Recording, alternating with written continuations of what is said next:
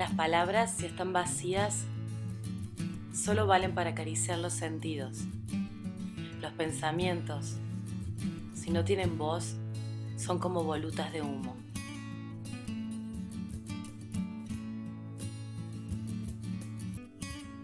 Toda revolución comunicacional importante produce transformaciones en todos los ámbitos, y no solo en el ámbito de la comunicación, sino también en el ámbito del saber, del conocimiento, de la economía y de la política.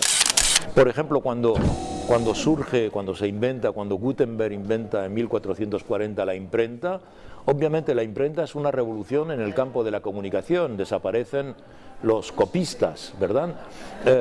Pero no es solo eso, sino que se multiplican las universidades, se extiende el saber, surge la posibilidad de imprimir masivamente la Biblia, aparece el protestantismo, aparece una nueva concepción del mercado y de la economía, se crean ciudades libres y por consiguiente el propio poder empieza a sufrir.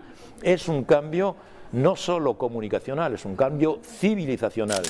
Y con Internet está ocurriendo lo mismo. Es un cambio en la comunicación, pero es un cambio en la economía, las bolsas, las finanzas.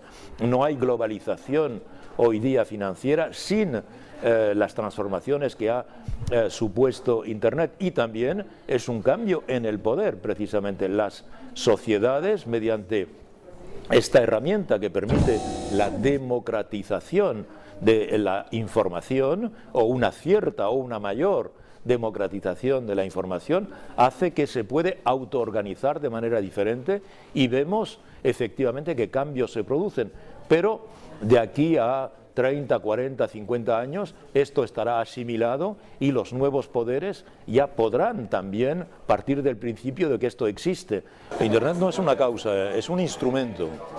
Digamos, Internet evidentemente ha tenido un papel fundamental en la manera en que los propios, digamos, insurrectos, manifestantes, se han autoinformado y se han podido organizar. Internet ha servido esencialmente para esas dos cosas.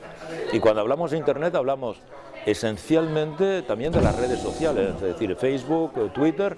Hablamos del correo electrónico, también hay que tener en cuenta una televisión de información continua. Al Jazeera ha tenido un papel fundamental, porque además cuando en estos países, concretamente en Túnez y en Egipto, los gobiernos cortaron el acceso a Internet, Al Jazeera difundía direcciones que permitía a los manifestantes saber cómo digamos, ladear, evitar el obstáculo de la prohibición de Internet y poder seguir informándose.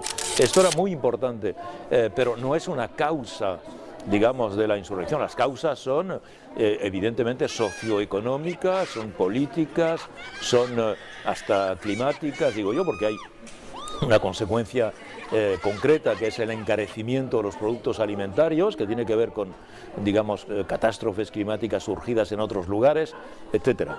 Las redes sociales, sobre todo, permiten a los ciudadanos el no correr el riesgo de ser los únicos que protestan. El miedo que tiene un ciudadano en una dictadura, en la medida en que nadie se atreve, en definitiva, a alzar la voz, ni siquiera aparte con sus íntimos inmediatos a confiar de que está en contra del régimen o que quiere protestar, es de encontrarse en situación de soledad o de casi soledad en el momento de la protesta, porque sería víctima inmediata de la represión.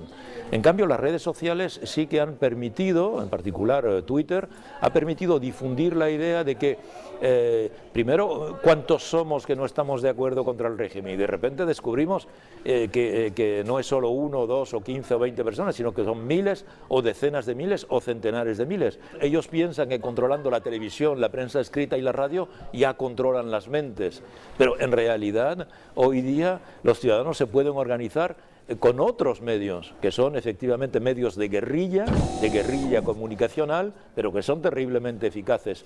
Y cuando el sistema quiere cortar, ya no puede, porque ya la gente se ha autoorganizado, ya sabe cómo contactarse y ya es mucho más difícil.